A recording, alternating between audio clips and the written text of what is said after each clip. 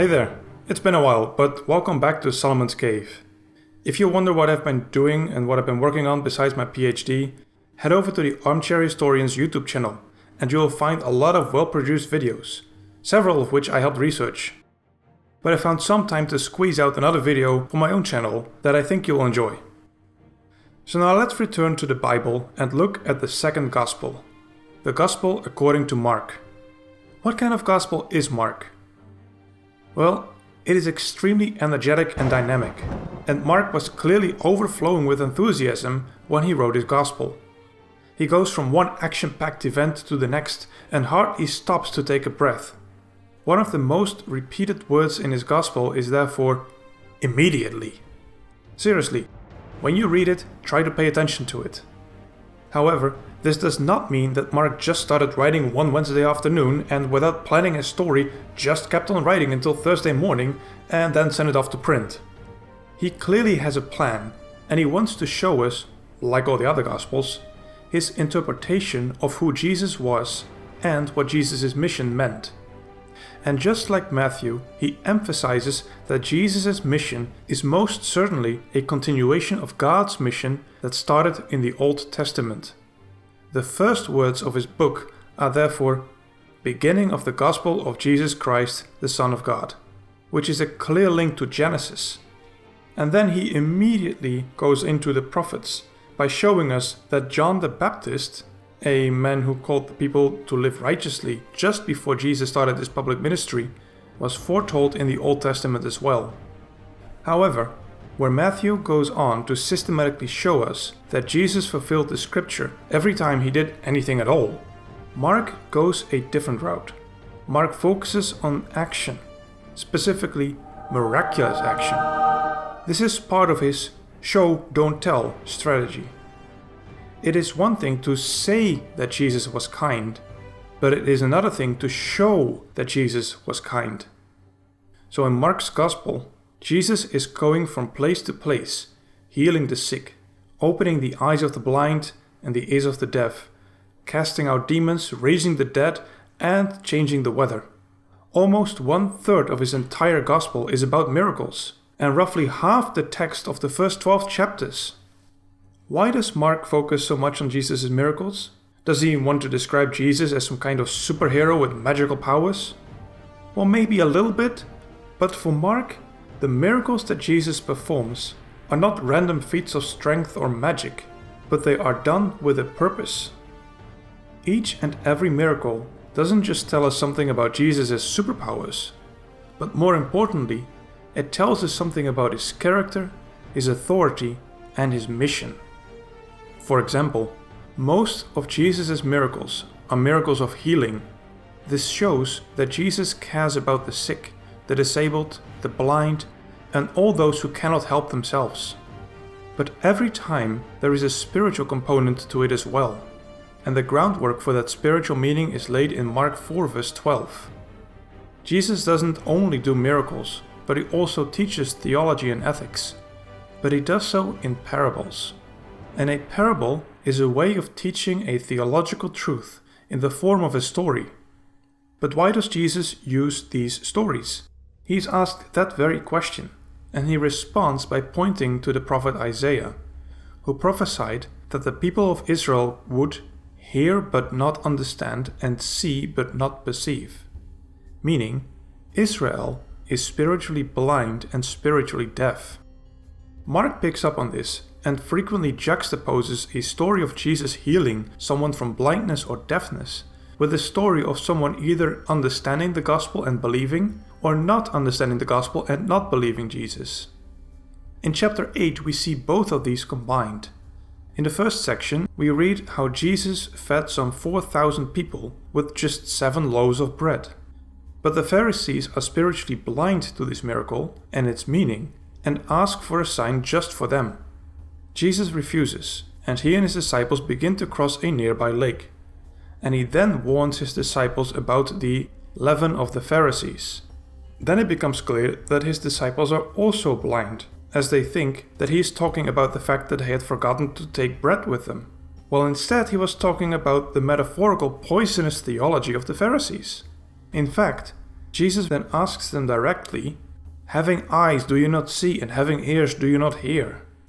Once on the other side of the lake, Jesus heals a blind man, and then he asks his disciples who they think he is. This is the moment when Peter and the other disciples see that Jesus is the Christ, and Peter gives a powerful confession. But then we reach chapter 9, which begins with the transfiguration of Jesus, which literally shows Jesus' glory to Peter and two other disciples. But instead of seeing and understanding, Peter again says something stupid because he still doesn't fully see, despite literally seeing, what Jesus' mission is all about, and suggests to put up some tents for Jesus and two heavenly messengers. This way, Mark plays with physical and spiritual seeing and goes back and forth between miraculous healing, belief, unbelief, and misunderstanding. But before we continue, there is one more angle to these miracle stories that needs to be addressed, and that is the so-called secret of the Messiah. This comes from the fact that frequently in Mark, Jesus commands people not to tell anyone about the miracles he just performed. But why? Didn't Jesus want everyone to know that he was a miraculous healer? Well, yes and no. Yes, he was a healer and a miracle worker to be sure.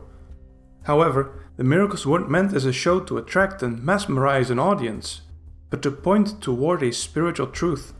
And this mission also included Jesus' crucifixion and resurrection, and everything Jesus did had to serve that purpose. Besides, he was also training his disciples to become the leaders of a new community of faith that would be established after his resurrection. If everyone would be running after Jesus as some kind of miracle worker, that could have jeopardized his mission and would certainly have caused misunderstandings about his role as the Messiah. We often see that Jesus avoids becoming the center of attention and does not want to be forced into the role of a king or a general.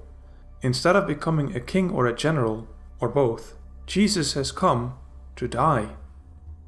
This central part of Jesus' mission first becomes clear at the end of chapter 8, which is also the end of the first major part of the Gospel, because afterwards the focus shifts, as Jesus' messianic mission is not just to open eyes and ears, both literally and spiritually, but also to die and relive.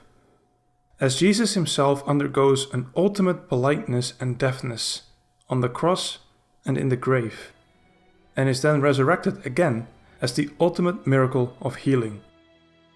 His death also means that he will give his life as a ransom for many, a little phrase that is packed with meaning, but it is clearly linked to the Old Testament idea of salvation by purchase and exchange. It weaves together the idea of a sacrificial substitution from the ritual law in Leviticus, the idea of an exile and an exodus and liberation from the book of Exodus and the Babylonian exile, the idea that living a sinful life is a form of slavery, and the image of a divine servant in the book of Isaiah whose mission is to suffer.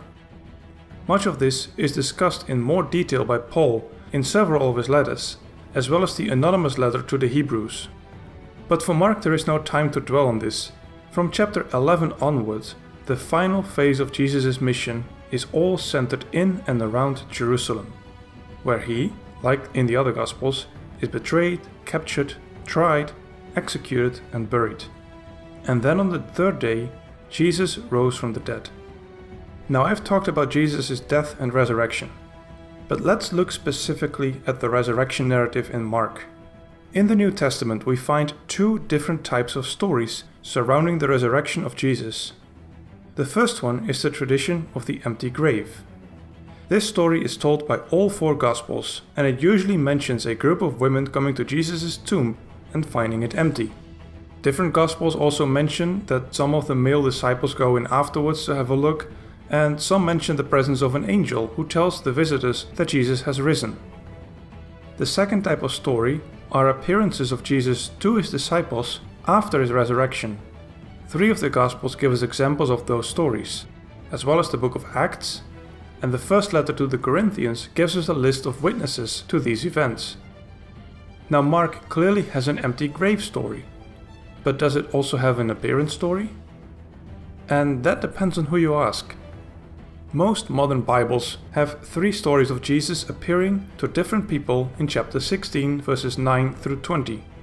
But they also often have a footnote, or those verses are in square brackets, for example. As it turns out, the second half of chapter 16 is one of the most hotly contested paragraphs in the entire Bible, and the summary of the debate that I will give is not going to do it full justice, and some of you may disagree with my conclusion. It is my understanding that Mark finished his gospel after verse 8, with the women fleeing from the empty grave and being afraid to talk about what happened. This sounds like a strange ending, but it is in a way a cliffhanger, inviting the reader to pick up where the women left off.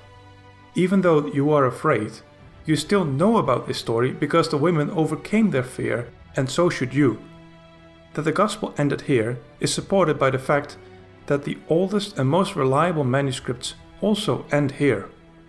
However, at some later point in history, some copyist thought that this was too abrupt an ending, so he summarized some of what he thought were the most important appearance stories from the other Gospels and added them to the Gospel of Mark.